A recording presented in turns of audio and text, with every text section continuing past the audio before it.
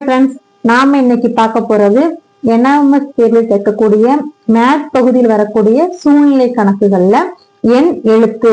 நம்ம ஆல்ரெடி சூழ்நிலை கணக்குகள்ல வரிசை அமர்வு இதெல்லாம் பார்த்திருக்கோம். இதுல என்ன இருக்கும் அப்படின்னா, இதுல ஒரு குறிப்பிட்ட அமைப்புல வரிசையா எண்களோ எழுத்துக்களோ எழுதப்பட்டிருக்கும். அதை சார்ந்த வினாக்கள் கீழே இருக்கும். இப்ப ஃபர்ஸ்ட் வினாவை பாருங்களேன். ஒரு தொடர்ச்சியா ஒரு எண்கள் கொடுத்திருக்காங்க, 7, 8, 9 அப்படின்னு சொல்லிட்டு. என்ற எண்ணில் 9 தொடர்ந்தும் 6 பின்னதாக கொண்டுள்ள ஏழுகளின் எண்ணிக்கை என்ன அப்படின்னு கேட்டிருக்காங்க. நல்லா கவனிச்சுக்கணும்.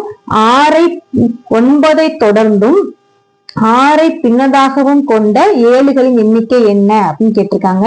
இந்த மாதிரி டைப்ல நமக்கு ஒரு சின்ன ஷார்ட்கட் என்ன ஞாபகம் வச்சுக்கணும்னா, ஃபர்ஸ்ட் தொடர்ந்துங்கிற நம்பர் இருக்கணும், அடுத்து சென்ட்ரல் எண்ணிக்கை, அடுத்து பின்னதாக. நமக்கு என்ன கேட்டிருக்காங்க, 9 தொடர்ந்தும் எண்ணிக்கை ஏழுகள் எண்ணிக்கை 6 பின்னதாக கொண்ட. அப்பனா 9, 7, 6 என்ற எண்கள் எங்கெங்கெல்லாம் இருக்கு அப்படின்னு வினாக்கள்ல பார்க்கணும். இங்க பாருங்க, இப்ப இங்க 9, 7, 6 இடத்துல இருக்குது. இங்க இருக்கு 9, 7, 6, இங்க 9, 7, 5 அப்படின்னு இல்ல. எத்தனை இடத்துல 9 தொடர்ந்தும் 6 பின்னதாக கொண்ட ஏழுக்கள் இருக்கு அப்படின்னா 2 இடத்துலதான். அடுத்த வினா பாத்தீங்கன்னா, ஆங்கில எழுத்துக்களின் வரிசையில் இருந்து உயிர் எழுத்துக்களை நீக்கிய பின் வலப்புறத்திலிருந்து 7வது இடத்தில் இருந்த எழுத்து என்ன அப்படின்னு கேட்டிருக்காங்க. இதுக்கு முதல்ல நம்ம என்ன பண்ணணும்னா, ஆங்கில வரிசையை எழுதிக்கணும். அதுல இருக்க வவ்வல்ஸை மட்டும் எடுத்துக்குவோம். A, E, I, O, U 5 வவ்வல்ஸை நீக்கிட்டோம்.